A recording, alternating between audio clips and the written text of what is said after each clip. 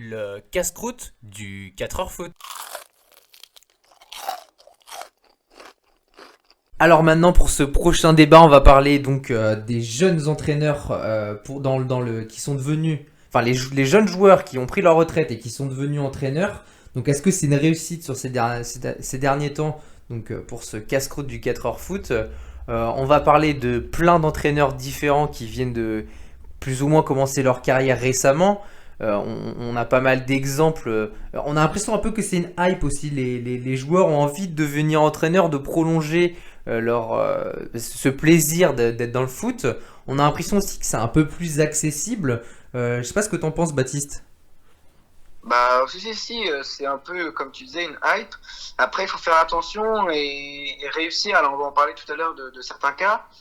Mais il faut vraiment réussir à faire la part des choses et que quand on devient entraîneur, on n'est plus joueur et qu'on est quand même dans une autre phase et pas trop confondre ces deux choses-là parce que c'est vrai qu'on peut voir certains qui, en fait, regrettent euh, d'avoir arrêté leur carrière, même si c'était le moment, et puis ils avaient plus l'âge, mais qui regrettent leur temps en tant que joueur et que du coup, en tant qu'entraîneur, ça se passe pas super bien. Bah, je suis d'accord avec toi dans le sens où c'est vrai qu'il y a beaucoup de joueurs, on a l'impression ils arrêtent leur carrière, ils font entraîneur un peu parce qu'on leur a proposé, ils n'ont pas plus envie que ça, mais ils se disent pourquoi pas. Et c'est vrai que du coup, en plus de ça, j'ai l'impression que on trouve beaucoup plus d'excuses aussi à un joueur qui a été, enfin un entraîneur qui a été joueur parce que le temps qu'il mette en place ses idées et tout, alors que quelqu'un qui a, on va dire, qui a déjà eu son diplôme, on lui laisse moins le temps d'apprendre ce métier-là et du coup on lui cherche moins d'excuses et à la au premier moment on a le temps de dégager. On va voir aussi que surtout les entraîneurs, ça dépend, enfin les joueurs qui sont devenus entraîneurs, ça dépend vraiment au cas par cas, comme tu l'as dit, parce que il y a beaucoup, selon les clubs, on va leur laisser plus de temps ou pas du tout.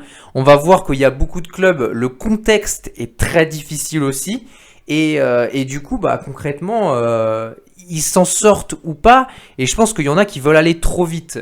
Je sais pas ce que t'en penses. Ah, mais je suis complètement d'accord avec toi, hein. Comme tu disais, ça va aller trop vite.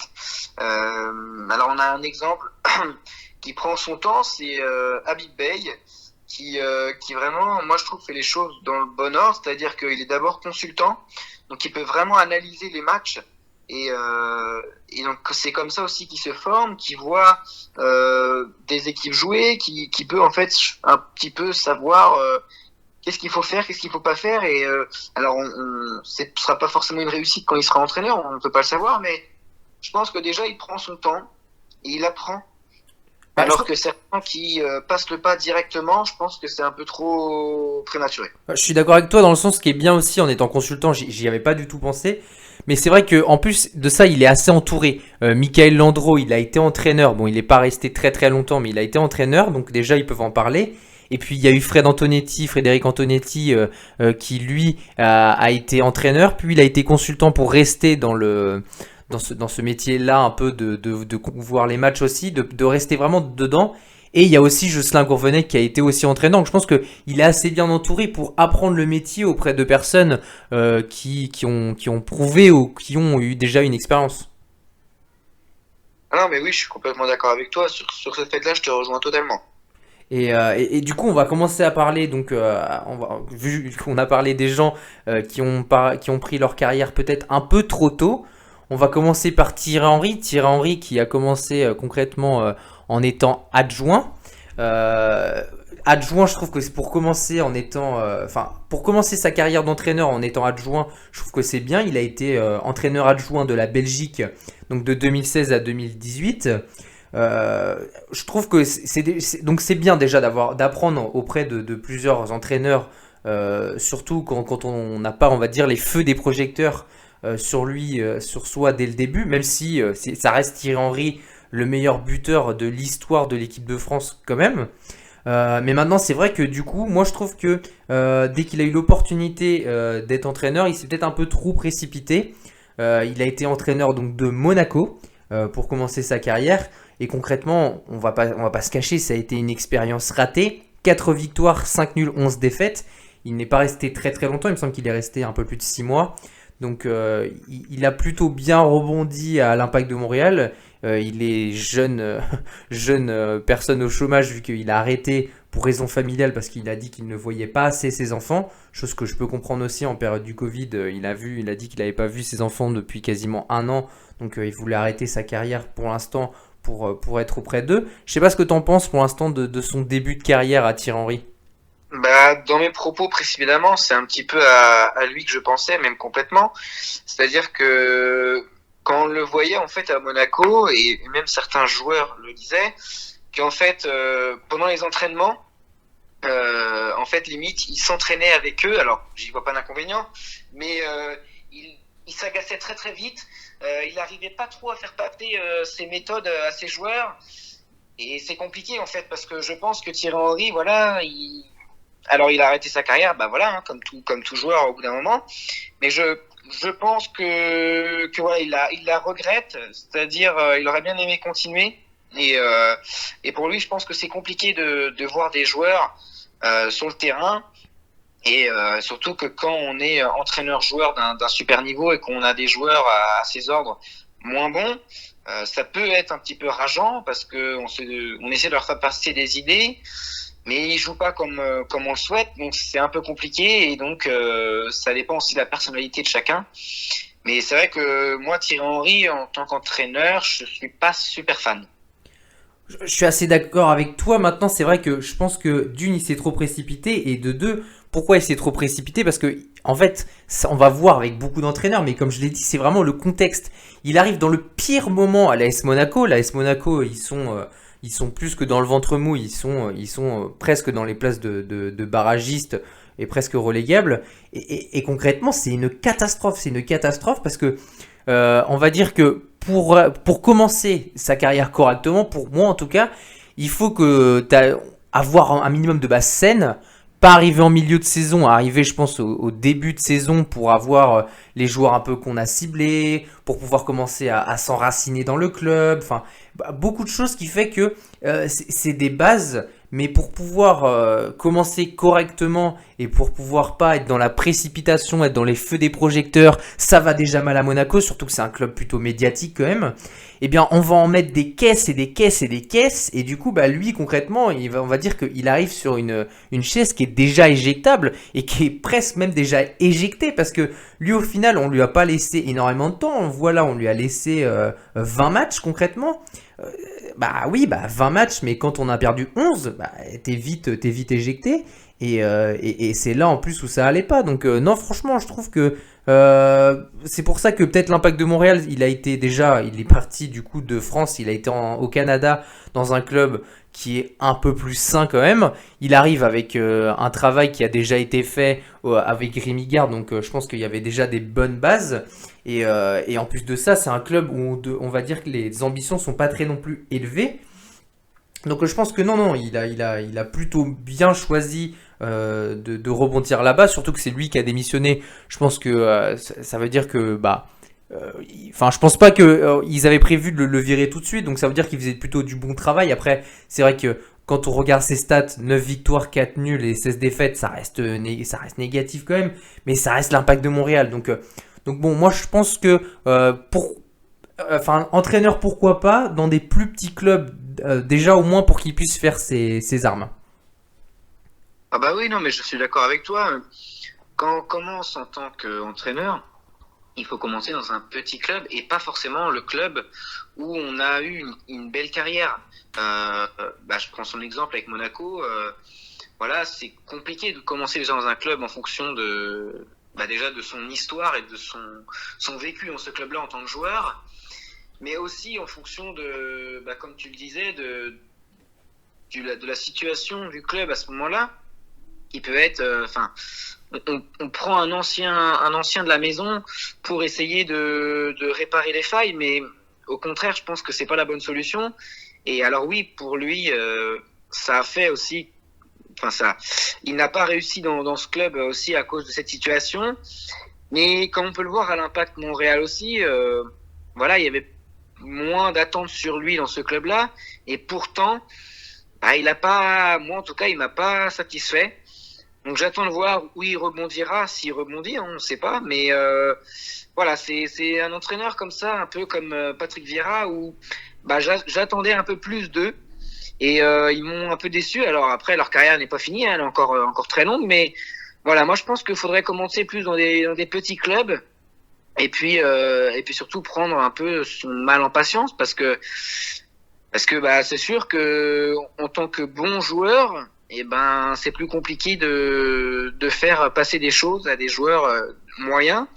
Après, comme tu disais, c'est aussi la direction qui met une pression et qui laisse pas forcément le temps de poser ses idées et ses façons de jouer. Quand on voit aujourd'hui qu'on a un match tous les 3 jours, pour avoir des moments où on parle de tactique avec les joueurs ou de mise en place de quelque chose, et c'est très compliqué, quoi. Donc, ouais, il y a certains entraîneurs qui réussissent, comme Zidane, on va en parler tout à l'heure, et des entraîneurs qui réussissent moins bien. Donc voilà, faut aussi savoir se remettre en question constamment. Je suis totalement d'accord avec toi. On va parler d'expérience, on va dire mitigée entre guillemets quand même. Celle de Frank Lampard qui a une carrière plus qu'exemplaire, un joueur incroyable.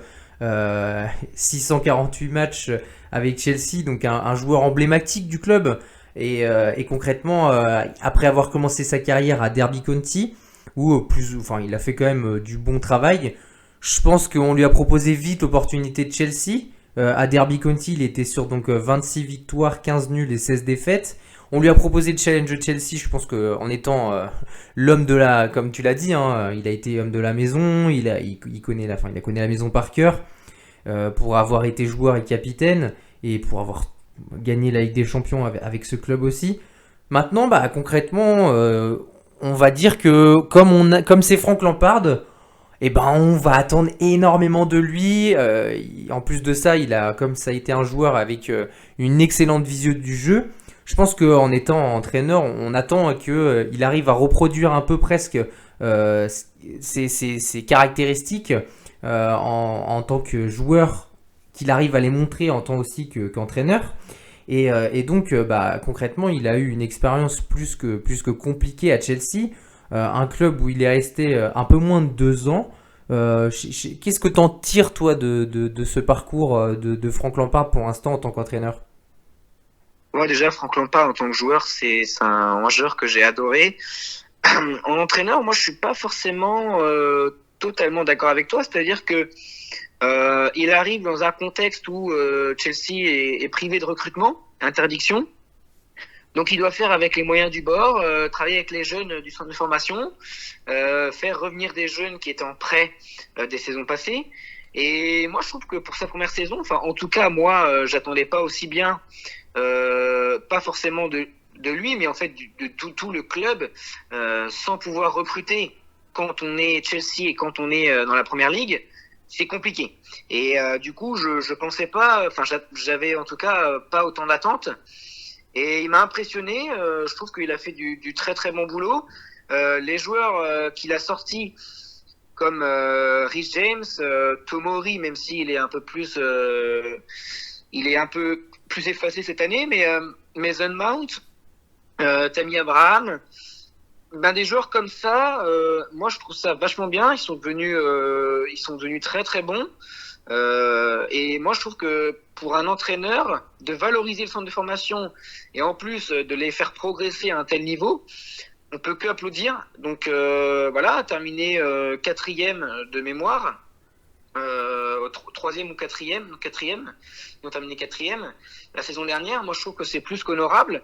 Alors après cette saison, moi, je remets pas tout sur sa faute. Je pense que de faire un recrutement XXL comme ils ont fait, bah c'est très bien. Enfin, c'est très bien. C'est bien, mais après, faut pas s'étonner que bah la première saison, et ben ce soit formidable puisque les joueurs ne sont pas encore adaptés ensemble. C'est compliqué, hein. On vient tous d'un club différent, d'une nationalité différente. Je pense qu'il faut il faut avoir du temps, même s'ils ont fait un bon début de saison. C'est peut-être aussi un peu l'euphorie, les joueurs qui voulaient se montrer, les nouveaux joueurs qui voulaient se montrer par rapport à l'entraîneur. Mais non, voilà, je suis un peu en désaccord avec la direction, c'est-à-dire que licencier quelqu'un de la maison aussi vite, après tout ce qu'il a fait pour le club en tant que joueur. Alors oui, il y a l'aspect financier en jeu, donc les présidents, enfin la direction n'a pas trop envie d'attendre pour perdre le moins de sous possible, mais j'ai du mal un peu à comprendre. Moi, je pense qu'il aurait fallu lui laisser un peu plus de temps parce que ça va être un merveilleux entraîneur. Donc, euh, donc ouais, j'attends de voir là où il va rebondir, mais je suis persuadé qu'il va réussir. Là où je suis dur, j'ai dit que c'était mitigé parce que, enfin, moi, c'est un joueur que j'ai adulé aussi en étant jeune. Mais le truc, c'est que, voilà, c'est ça, c'est que, en fait, il a fait une excellente première saison parce que d'une, on t'y attendait pas, comme tu l'as dit si bien, avec le manque de recrutement parce ils étaient privés de recrutement.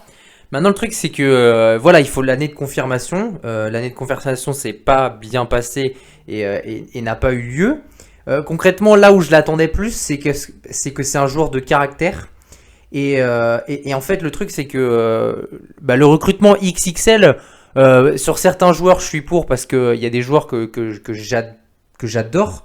Mais maintenant, c'était peut-être plus à lui, justement, de se montrer en désaccord sur oui, ok, je veux bien mettre plus de 200 millions sur un recrutement. Maintenant, est-ce que c'est vraiment judicieux? C'est là où moi, j'attends que les entraîneurs ils en fassent plus. Oui. C'est que justement, bah, à ce moment-là, ils se montrent en désaccord et ils disent, bah voilà, mais moi, ça sert à rien que je suis en train de mettre en place un jeu avec beaucoup de jeunes joueurs. Bah, ça sert à rien de tout changer la saison d'après parce que tu peux recruter, donc du coup tu vas mettre 200 patates sur tous les joueurs que tu peux recruter, toutes les occasions que tu as. Moi j'aurais. Enfin, Timo Werner j'adore, Kai Havertz j'adore, mais est-ce que c'était judicieux de prendre autant de joueurs pour les mettre parce que en plus, ce qui est dommage, c'est que en plus, par exemple, Havertz, c'est un jeune joueur et t'as déjà un joueur à ce poste-là qui est Mount. Et du coup, tu sais qu'il marche super bien, il est super bankable, ça représente bien l'ADN du club, et tu vas mettre quelqu'un en travers de sa route. Donc c'est là où j'aurais voulu peut-être que voilà, il pousse un peu plus de gueulante en disant bah non, moi je suis pas d'accord. Il y a des joueurs que je veux bien, mais maintenant d'autres, non, j'ai pas envie qu'on recrute autant. Ouais, je suis d'accord avec toi. En fait, c'est plus et encore là, ils parlent enfin, ils veulent à tout prix recruter Erling Haaland alors qu'ils ont déjà Giroud, Werner, Abraham. Mais vu qu'ils marquent pas des buts tout de suite, et ben ça leur plaît pas. Alors que bah, Werner, il a toujours joué en Allemagne. Il faut qu'il s'habitue aussi à un autre championnat. Enfin, voilà, c'est un humain, c'est pas un robot, hein, donc faut qu'il s'habitue. Et on remet tout de suite tout en question, donc c'est un peu dommage. Et puis comme tu le disais, enfin moi en tout cas, je suis pour que les entraîneurs donnent leur avis sur le recrutement, parce que aujourd'hui recruter des joueurs et empiler les joueurs comme ça, bah, ça n'a pas d'intérêt. Et au final, on change d'entraîneur. Et là, bah, le joueur joue plus. Par exemple, Hakim Ziyech, il a été recruté, bah voilà, il jouait. Maintenant, on change d'entraîneur, il joue plus. Donc, ouais, franchement, c'est un peu dommage. Après, voilà, hein, les clubs, on sait, avec la manne financière qu'il y a en ce moment, et puis aussi, ils veulent acheter pour pas renforcer les concurrents surtout. En fait, c'est surtout pour ça. C'est d'avoir les meilleurs joueurs et se dire qu'on a les meilleurs. Mais c'est pas forcément avoir les meilleurs joueurs qui va faire la meilleure équipe. Donc voilà. Bah, ça a toujours été le problème de Chelsea. Ils ont quasiment chaque saison plus de 60 joueurs sous contrat. Ils ont des joueurs qui sont restés plus de 5-6 ans au club en ayant joué une dizaine de matchs. Je pense à Lucas Piazon qui malheureusement a jamais réussi à s'imposer alors qu'il a vu tellement d'entraîneurs défiler sous ses yeux et on lui a promis qu'à un moment il aurait sa chance, il l'a pas eu. Bon, maintenant il a réussi à trouver un club qui est Braga, heureusement pour lui parce que c'est un super joueur. Et c'est ça que je regrette, c'est que bah, de toute façon, lui il savait qu'en allant à Chelsea, concrètement, il allait avoir plein de joueurs qui allaient arriver. En plus, ça a toujours été le problème. Tu recrutes un Higuain, tu le fais jouer une saison, une demi-saison. Non, il fait pas l'affaire, on va le vendre. Oh, on va recruter Morata, une demi-saison, une saison, non, on va le vendre. Enfin, ça a toujours été le problème d'empiler les joueurs pour empiler des joueurs. Ok, ça fait vendre des maillots, ça fait rêver, c'est génial. Mais c'est vrai que bon, bah, c'est un peu.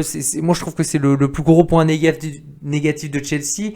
Et c'est là où Lampard, voilà, je l'attendais plus parce qu'il connaît la maison. Il savait que ça allait arriver, c'est obligé. Enfin, moi, personnellement, je vais être entraîneur demain à Chelsea. Je sais que ça va jamais arriver, mais si ça arrive, enfin, c'est obligatoire. Ouais, je suis d'accord avec toi. Et puis, Chelsea, c'est un petit peu comme la Juventus. Dès qu'il y a un joueur qui sort du lot dans le championnat, alors Chelsea moins, mais la Juve, dès qu'il y a un joueur qui est bon dans le championnat, faut tout de suite l'acheter. Et généralement, c'est des joueurs offensifs. Donc, ils empilent comme ça les joueurs offensifs. Et puis, défensivement, on fera avec ce qu'on a. Et je trouve ça un peu dommage parce que c'est une équipe, ça se crée pas que sur des individualités. Donc, c'est un peu dommage de toujours vouloir acheter pour acheter.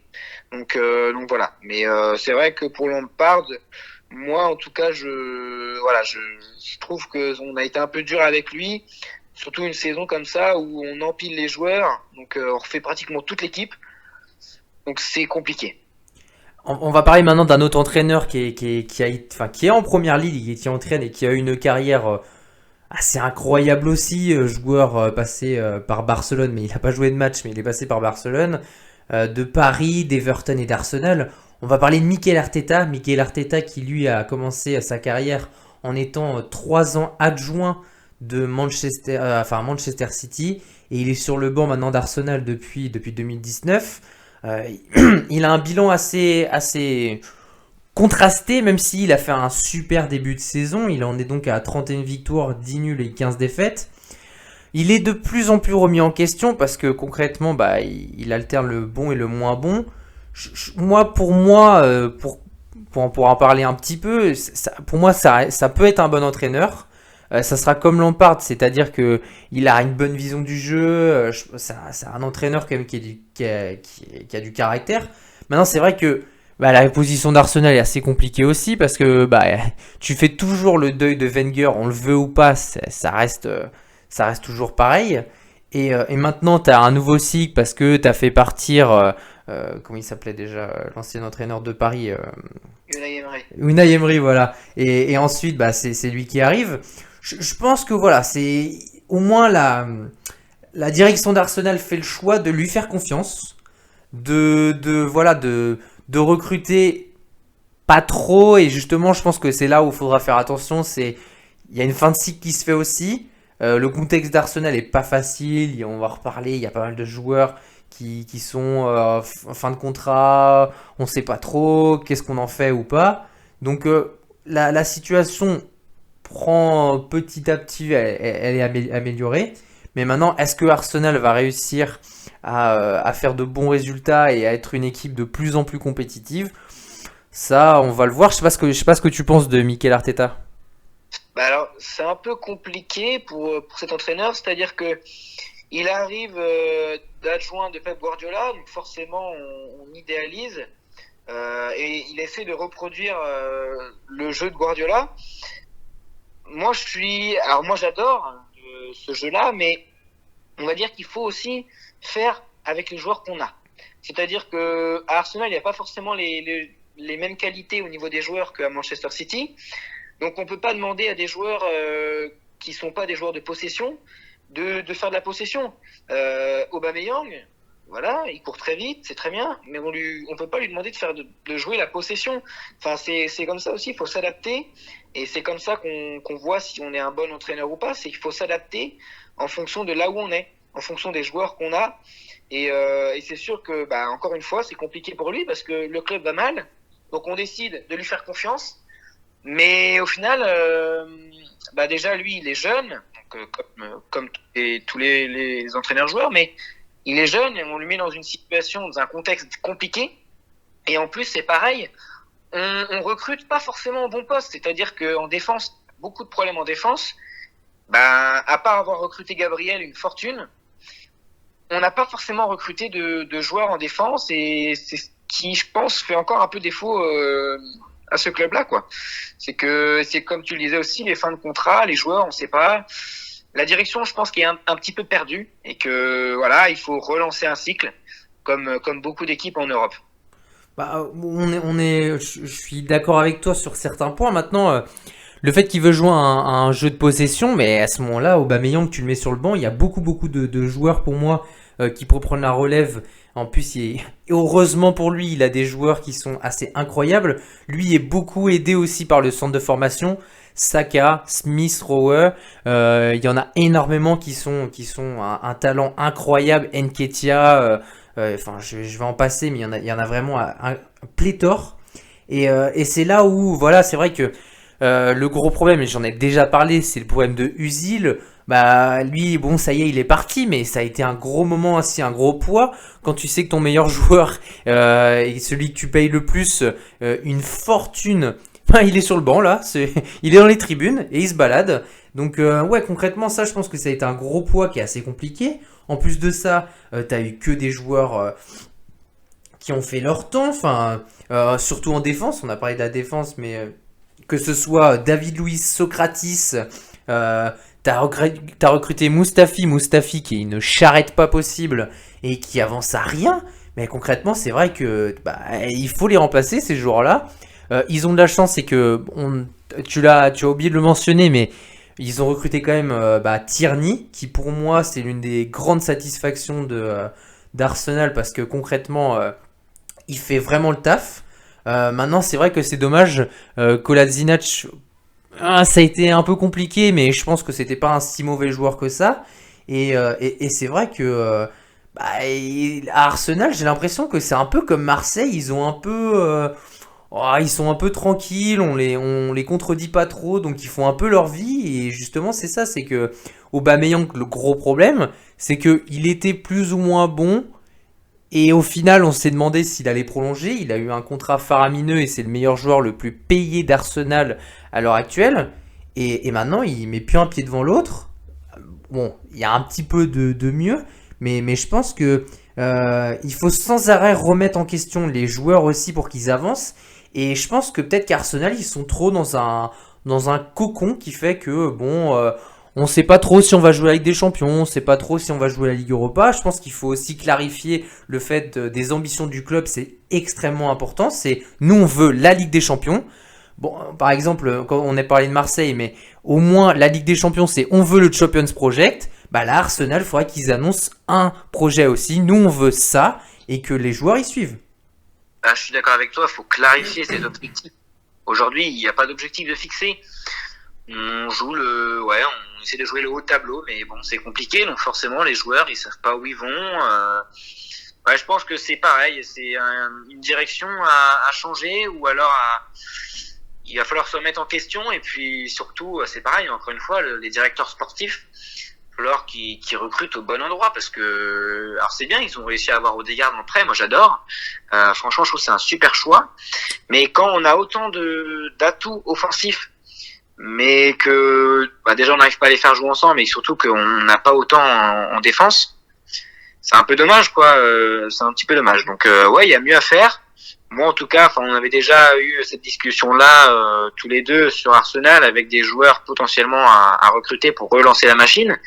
Il y a quand même pas mal de bons coups à faire sur le marché, et c'est aussi ça qui pourrait qui pourrait permettre à l'entraîneur de faire des choses, des meilleures choses, parce que c'est pas facile aussi quand on a des joueurs qu'on veut pas, ou des joueurs qui sont pas concernés.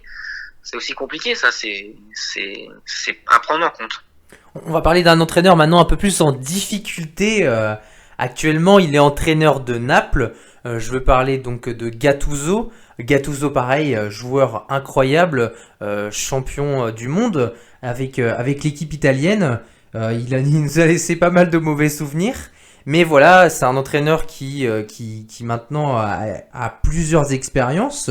Il a été entraîneur notamment donc au FC Sion très peu de temps, mais il a été entraîneur à Palerme, en Grèce aussi. Il a été entraîneur de Pise, de Milan plus récemment, et il est entraîneur de Naples. La position de Naples est assez compliquée parce que pareil, le contexte fait que il a eu une très bonne expérience à Milan où concrètement ça s'est très très bien passé, je trouve en tout cas, et enfin très bien passé, c'est peut-être un gros mot, mais en tout cas ça s'est bien passé. Maintenant il est entraîneur à Naples l'année dernière où ça a été catastrophique, on voulait dégager tous les joueurs, Koulibaly tu dégages, Insigne tu dégages, José Calderón est parti.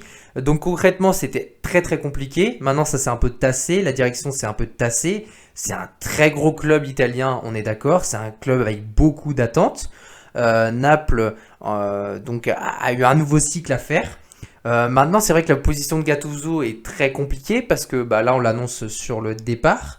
Gattuso a été éliminé avec son équipe de Naples en Ligue Europa contre Grenade, qui a fait un match aller-retour assez plus qu'honorable. Et c'est vrai que bah du coup on a du mal à savoir où se situe Gattuso, si maintenant on veut encore si bah enfin si on va avoir sa tête ou pas du tout. La position est un peu compliquée pour lui. Maintenant c'est vrai que bah, il est pas trop mal engagé en championnat non plus, mais ça reste compliqué. Donc moi je suis un peu mitigé avec lui. Je sais pas ce que t'en penses. Bah moi c'est pareil, Gattuso c'est un entraîneur un peu difficile à décrypter, c'est-à-dire qu'à chaque fois il a été dans des contextes. Même si ça s'est bien passé au Milan, c'était pas le meilleur des contextes. Milan était pas là où ils devaient être en championnat. Enfin, ils étaient à leur place au niveau de l'effectif, mais leurs ambitions, je pense, sont plus élevées. Et puis Naples, de toute façon, je pense que peu importe l'entraîneur, tant qu'ils régleront pas leur histoire de direction, ça pourra pas bouger. Et puis, c'est pareil, en fait, Naples, ils entassent les joueurs moyens. C'est-à-dire qu'ils fixent pas d'objectif. C'est un peu comme Arsenal. Je pense que ils prennent des joueurs, mais moyens. Le recrutement est assez curieux parce qu'ils ont un bon effectif dans l'ensemble, mais il n'y a pas un joueur qui sort du lot. Il n'y a pas de. Pourtant, ils ont mis l'argent. Hein. Osimhen, ils ont recruté 60 patates minimum. Ouais. Enfin, ils ont mis l'argent. Non, mais je suis d'accord avec toi, mais je pense qu'il y a un problème dans le club et je pense que Gattuso, moi en tout cas, j'aimerais bien enfin, pour voir vraiment son potentiel, j'aimerais bien le voir dans un autre club, en dehors de l'Italie, parce que je pense que il y a beaucoup de pression sur les clubs italiens, comme Naples par exemple. Donc ouais, j'aimerais bien le voir dans un autre club qu'en Italie pour voir ce qu'il pourrait faire. Et puis pareil, encore une fois, comme on va le répéter, avec les joueurs qu'il veut. Alors ça c'est pareil hein, pour tout entraîneur, c'est compliqué de travailler avec des joueurs qu'on veut pas forcément par rapport à ce qu'on veut mettre en place. Si on veut mettre en place quelque chose mais que les joueurs correspondent pas, c'est compliqué quoi. Donc voilà, c'est aussi ça à prendre en compte, c'est que au-delà des entraîneurs, de leur boulot, ils dépendent beaucoup de la direction et des joueurs qu'on leur met à disposition. Ils ont beau être bons, si on leur met pas les joueurs à disposition qui pourraient leur permettre d'être encore meilleurs, et ben forcément ça donne quelque chose de différent. Donc c'est aussi les directions. Enfin voilà, moi aujourd'hui je trouve que des clubs comme le Bayern Munich, franchement le recrutement qu'ils font c'est exceptionnel et donc forcément que les entraîneurs ils peuvent faire que du bon boulot parce que aujourd'hui la structure du club est top et je pense que c'est un des clubs les mieux structurés en Europe et aujourd'hui c'est compliqué de faire des contre-performances avec cette équipe-là parce qu'ils ont des bons joueurs et ils ont les joueurs qu'ils avaient ciblés pour leur objectif donc voilà. On va parler maintenant notre avant-dernier entraînant de cette liste pour après en tirer des conclusions. On va parler d'un joueur qui a été qui a été joueur professionnel de 98 à 2016.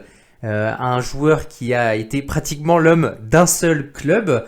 Bon, il a eu une expérience après au Los Angeles Galaxy pendant 1 an, mais on va pas retenir ça parce que concrètement, ça a été l'homme de ce club rouge. Je vais bien sûr parler de Steven Gerrard avec ce club de Liverpool, le club qu'il a entraîné avec les moins de 19 ans. Il a choisi une carrière qui a été un peu différente de beaucoup d'entraîneurs. C'est que lui n'a pas décidé d'entraîner en Angleterre. Il a décidé de partir dans un plus petit pays beaucoup moins médiatisé et partir donc aux Rangers qu'il est entraîneur donc depuis 2018. Steven Gerrard entraîne maintenant les Rangers donc depuis 2018 et il est à 104 victoires, 33 nuls et 20 défaites. Moi personnellement, on va en parler parce que je sais que toi aussi tu l'adores, mais c'est vrai que en fait j'aime beaucoup cet état d'esprit de pas vouloir se lancer dans le grand bain avec un club quand même qui a une maille financière qui est intéressante, un club qui est compétitif parce que les Rangers c'est quand même un club qui est en Écosse et l'un des meilleurs clubs de là-bas, mais voilà, ça reste un club qui est beaucoup moins médiatisé, un championnat qui est très intéressant je trouve et qui l'est de plus en plus, et une rivalité qui est aussi intéressante pour un joueur comme Steven Gerrard, qui lui a connu une rivalité entre Liverpool et Chelsea assez incroyable. Et les Rangers et le Celtic, c'est totalement la même chose. Et je trouve que justement, lui a apporté une classe, sa classe. Il y a vraiment sa patte enfin, il y a sa patte qui est entrée en compte aux Rangers. On va en reparler après des joueurs, mais il a des joueurs qui, moi, personnellement, je ne connaissais pas et dont je suis totalement fan aujourd'hui. Et j'aimerais les voir en France si les clubs se mettent à regarder un peu plus le championnat écossais. Mais voilà, je trouve que c'est un entraîneur qui fait des coups. En Ligue Europa, on l'a vu notamment l'année dernière, où bon, il a échoué contre Leverkusen, mais concrètement, il a fait un très beau parcours en Ligue Europa. Et j'aime cet état d'esprit de vouloir justement jouer à fond une coupe que, en plus de ça, concrètement, en étant joueur, il n'a pas plus joué que ça. Mais voilà, lui au moins il a cette idée de faire progresser ce club aussi à plus long terme. Maintenant il est entraîneur depuis 2018 là-bas. On n'a jamais entendu à un moment le fait que lui a envie de partir. Donc il instaure une certaine sérénité dans ce club-là. Et franchement, moi j'aime cet état d'esprit de vouloir pas tout de suite non plus griller les étapes. Il sera entraîneur de Liverpool un jour, comme on parlera de Zidane après, sera entraîneur de l'équipe de France sûrement. Mais voilà, on va pas griller les étapes, il y a plein de choses à faire avant, il a une carrière qui sera longue, il n'a que 40 ans, et concrètement, il a des choses à faire. Et voilà. Ah, mais moi, je suis complètement d'accord. Je suis grand fan de ce qu'il a été et de ce qu'il fait. Euh, pour moi, c'est le meilleur, enfin, peut-être pas parce que on n'a pas évoqué le dernier entraîneur, mais pour moi, c'est celui qui a pris la bonne direction. C'est-à-dire que il a d'abord fait ses marques dans son club de cœur avec les 19 ans, et ensuite qui est parti dans un club moins médiatisé, comme tu as dit, un peu moins aussi compétitif, mais hormis que, parce que le Celtic Glasgow qui dominait tout le temps, c'était un beau challenge de prendre les Rangers. Et il fait du très très bon boulot. Cette année, je crois qu'il n'a pas encore perdu en championnat. Et honnêtement, il pratique un jeu exceptionnel. Moi, j'adore en tout cas, avec des joueurs, comme tu disais, que je connaissais pas forcément non plus. Et aujourd'hui, alors, il prendra sûrement la succession à Liverpool. Après, voilà, c'est aussi, ça va être compliqué à Liverpool de prendre la succession après Klopp, parce que ce qu'il fait, même si cette saison c'est un peu plus compliqué, c'est aussi dû aux blessés, mais ce qu'il fait c'est exceptionnel et les supporters en tout cas en sont très très fans. Donc mais oui, en tout cas c'est ça qu'il faut faire pour un entraîneur, je pense, c'est d'abord partir dans un pays un peu moins médiatisé, qui a quand même de l'ambition, parce que en Ligue Europa, les clubs écossais comme le Celtic ou le Glasgow Rangers sont là à chaque fois, donc franchement, très très bon choix. Et puis du coup, ça lui permet aussi de viser une étape après peut-être intermédiaire ou directement à la Liverpool. Et par rapport à Steven Gerrard, un entraîneur, un très jeune entraîneur qui devrait s'en inspirer, c'est Xavi, qu'on parle souvent au Barça. Alors, il a été exceptionnel avec le Barça. Mais je pense que s'il est amené à devenir entraîneur, je suis pas sûr que ce soit le bon moment. Là, il entraîne en Arabie Saoudite, Avec mais Al-Sadd, il fait des très bons. Il est premier du championnat, il a gagné, il me semble, 2 fois le championnat de suite. ouais, Et ouais, pareil, ouais, là, il a décidé, c'est vrai, on n'en a pas parlé non plus, mais il a décidé de choisir un championnat beaucoup moins médiatique. On l'attend, bon, oui, il arrivera un moment. Bon, je pense que l'année ouais. prochaine, ça sera son tour. Mais c'est Tu vrai vois, que. moi, cette petite retenue par rapport à lui, c'est-à-dire que avant d'aller au Barça, j'attends de le voir dans un club en Europe, qui joue, par exemple, comme Gérard, la Ligue Europa, qui se fasse un peu ses marques, parce que d'accord, c'est bien d'être premier au Qatar ou en Arabie Saoudite, je sais plus où c'est, mais pour moi, c'est pas assez. Alors c'est moins médiatisé, mais c'est pas assez fort comme championnat pour pouvoir voir son vrai potentiel en tant qu'entraîneur avant de percer au Barça éventuellement. Moi, je pense que ouais, il devrait faire comme Gérard, à avoir plus un club moins médiatique, un peu style Écosse ou Belgique ou Pays-Bas, des pays ou même le Portugal, hein, des pays un petit peu moins médiatisés, mais quand même qui pourraient lui faire gagner une expérience européenne, ne serait-ce qu'en Ligue Europa, et puis de voir son vrai potentiel avant de le lancer directement au Barça. Je suis d'accord avec toi, mais l'idée de Xavi, moi je trouve quand même que ça reste une bonne idée parce qu'il a fini sa carrière là-bas, il a joué là-bas et il connaît tous ses coéquipiers. Il y a des très bons joueurs comme Bagdad Bounedjma qui a été annoncé plusieurs fois en Europe. Pourquoi pas le faire venir d'ailleurs quand s'il prend un club un peu plus petit.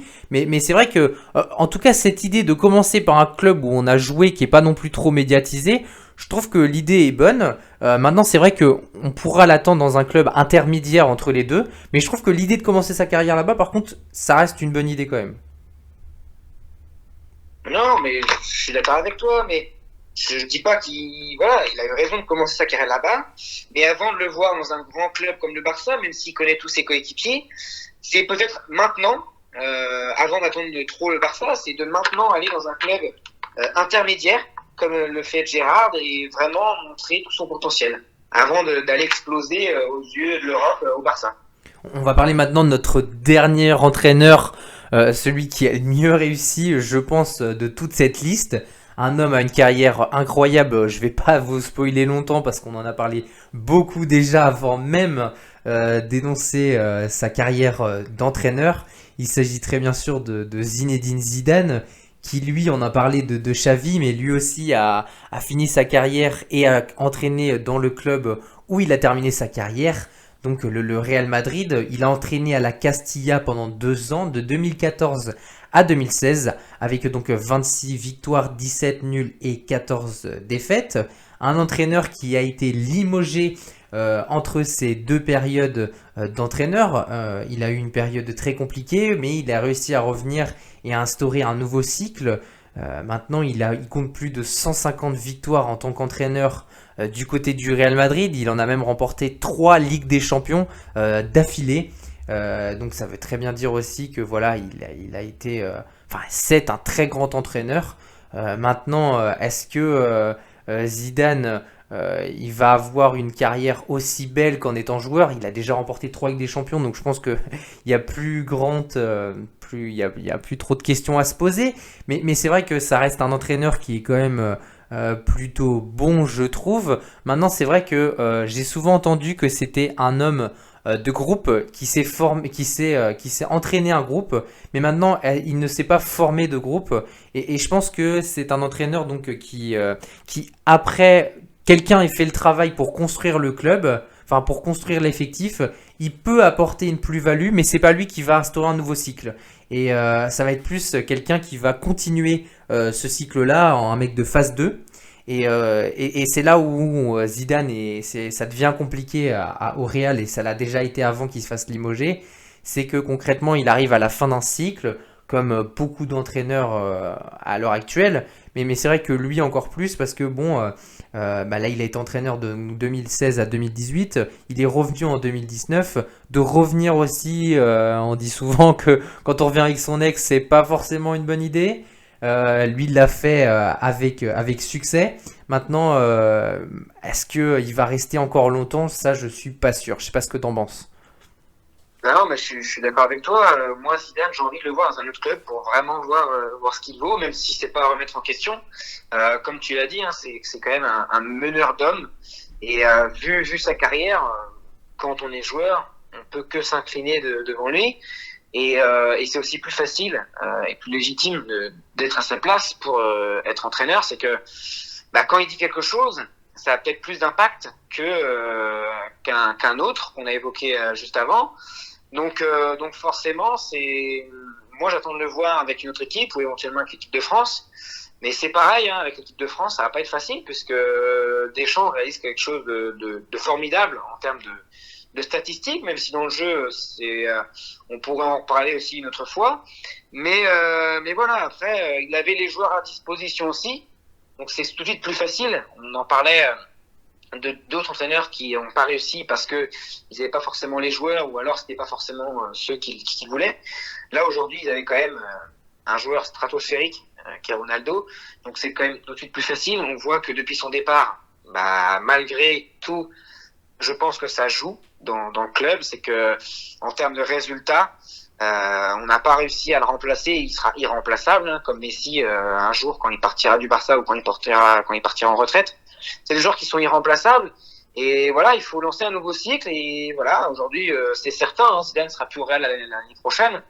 Enfin, c'est certain, oui, c'est certain. Même s'il gagne quelque chose, il s'en ira de lui-même parce que il commence à en avoir un peu marre de toutes les critiques de la presse. Donc, même s'il fait une belle saison, il partira. Après, voilà, on ne sait pas si d'abord il ira dans un club comme la Juve, qui pareil n'est pas encore forcément content de son entraîneur qui est Pirlo, qu'on aurait pu évoquer aussi aujourd'hui, mais qui est un peu dans le même cas que Lampard etc. Mais voilà, Zidane est un entraîneur de classe mondiale et je pense qu'il réussira dans sa carrière. Après, est-ce qu'il aura, enfin, c'est déjà bien parti, mais est-ce qu'il aura la même carrière qu'en tant que joueur? Je l'espère pour lui et je l'espère aussi pour l'équipe de France parce que comme tu le disais, à terme, il sera sélectionneur. C'est déjà tout dit. Donc voilà. Après, faut voir. C'est vrai que il a un peu du mal à faire sortir les joueurs du centre de formation ou amener les jeunes comme tu disais, hein, à fonder un groupe, à amener les jeunes au plus haut niveau. On l'a bien vu, hein, tous les jeunes au Real se sont un peu cassés les dents avec Zidane et ont donc dû partir en prêt. Donc ouais, c'est encore ça où il y a peut-être des choses à améliorer, c'est que il a gagné beaucoup de choses, beaucoup de titres. Il avait l'effectif, donc ça l'a aidé. Il a quand même été très bon, hein, faut quand même le souligner, mais aujourd'hui, voilà, ça va être ces jeunes, enfin, ça va être cet aspect de prendre en considération les jeunes et de les faire amener au meilleur niveau et d'en tirer le meilleur d'eux et de les faire progresser surtout. Donc voilà. Et maintenant, pour en conclure sur cette reconversion, est-ce que du coup, dans ce bilan-là, de tous ces entraîneurs, est-ce que ces joueurs qui sont devenus entraîneurs, est-ce que c'est une réussite de passer de joueur à entraîneur? Pour moi, et après je te laisserai finir là-dessus, je trouve que dans l'ensemble, il y a une bonne, un bon cru entre guillemets, en tout cas pour cette génération, parce que je trouve que les joueurs s'intéressent de plus en plus au fait d'être entraîneur après. Ils pensent de plus en plus à leur carrière qui vont s'étendre en étant entraîneur. Je trouve qu'ils ont de très très bonnes idées et ils apportent une touche différente aussi au fait d'être un coach qui est totalement, qui a fait totalement, enfin, on va dire de l'école entre guillemets, qui a passé ses diplômes et qui n'a pas eu ce vécu de joueur. Je trouve que c'est important d'avoir été sur le terrain aussi. Maintenant, je pense qu'il faut laisser sa chance à tout le monde. Tous les joueurs, enfin, ils ont été dans un autre contexte, mais c'est pas parce que tu as été un très grand joueur que tu seras un très bon entraîneur, et c'est pas parce que non plus, enfin, t'as été coach, enfin, tu vas être un très grand coach. C'est pas parce que voilà, tu n'as pas été joueur que tu ne seras pas un grand coach non plus. Il y a beaucoup de joueurs qui ont pas été de très bons entraîneurs et il y a pas beaucoup de coachs qui n'ont pas été des grands joueurs non plus. J'en ai plein en exemple. On va parler de Stéphane, mais Stéphane c'est pas non plus ça n'a pas été un très grand joueur. Klopp, il me semble pas non plus. Enfin, il y a beaucoup d'entraîneurs qui n'ont pas été d'excellents joueurs et je pense que dans l'ensemble quand même il y a des entraîneurs qui sont intéressants de tout profil et c'est ça qui fait aussi que voilà c'est intéressant, mais dans l'ensemble je trouve quand même que oui, ça peut peut-être apporter un petit peu un plus à au fait d'être entraîneur. Je sais pas ce que tu en penses. Bah non, je suis totalement d'accord avec toi, ça apporte de la fraîcheur, ça apporte aussi une sorte de longévité dans le club, c'est-à-dire que un entraîneur qui est déjà passé dans le club, forcément qu'il aura plus de... Enfin, il aura cette âme du club, cette ferveur avec les supporters et honnêtement, ils ont l'expérience, donc forcément, ils savent de quoi ils parlent. Alors après, il faut aussi faire attention au parcours et comme tu disais, pas se jeter dans la gueule du loup tout de suite et entraîner un grand club. Il faut d'abord avoir un passage intermédiaire, ce qui, à mon avis, est plus quand même une réussite que de tout de suite entraîner le meilleur club du monde qui peut vite partir à l'échec et surtout en fonction du contexte du club. Donc faut vraiment qu'ils fassent attention à ça et de pas se jeter et pas prendre trop de risques. Donc voilà.